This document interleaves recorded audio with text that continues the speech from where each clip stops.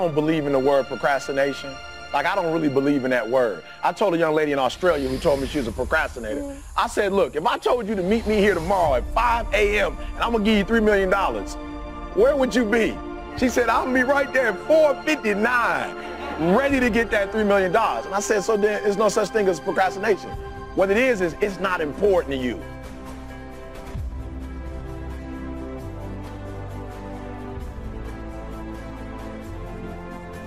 One thing I want you to make sure you remember is don't quit. No matter how it goes for the day, no matter what you go through, make sure you don't quit. We always say just do it. That's Nike's trademark, but make sure when you just do it, you'll understand that you won't quit through the process.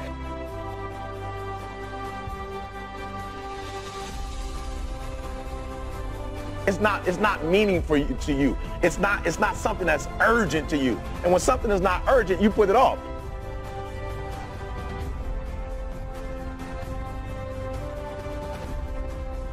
If it's not meaningful to you, if it's not important to you, then you're not going to make it a priority.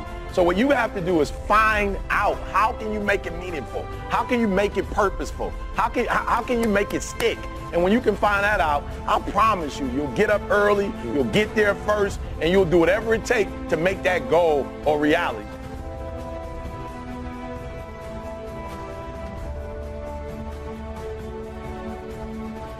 No such thing as procrastination. It's a such thing as it's not a priority to you.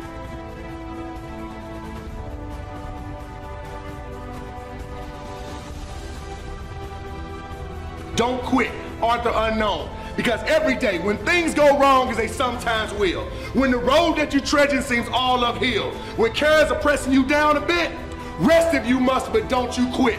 Life is queer with its twists and turns, as every one of us sometimes learns.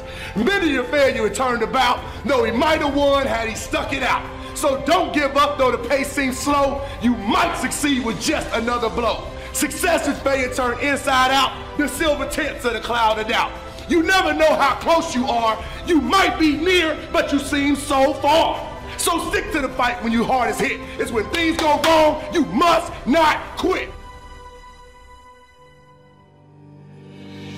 There's a couple different types of stress. Now, if it's something that you can control that's causing you stress, well, why aren't you getting control of it? Generally, it's a lack of discipline. So you gotta have the discipline to grab control and make it happen. And when I say you need discipline for that, what that means is these stresses that you're avoiding, they're not gonna go away if you avoid them. So take the discipline to face the stressful situation. Get ahead of it. Don't be afraid of it. So if you can't control something and you can't get control of it, you have to at least embrace what you can. There's only so much you can do, and you cannot completely eliminate it. But you can't control it, so why are you going to worry about it? Why are you going to stress about it?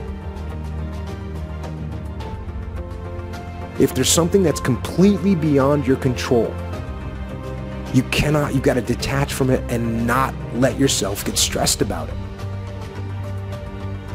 And on top of that, if it's something that you can't control, how can you look at it in a different light? How can you see it in a way that you could actually take advantage of it? How can you take that stress and make it into some kind of ally?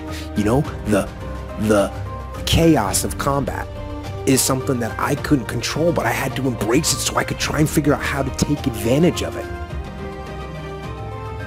So when it comes to stress, don't fight it. Turn it on itself and use it. Use it. Use it to make yourself sharper and more alert. And use it to make yourself think more and learn more and get better. And use that stress as a catalyst to make yourself better.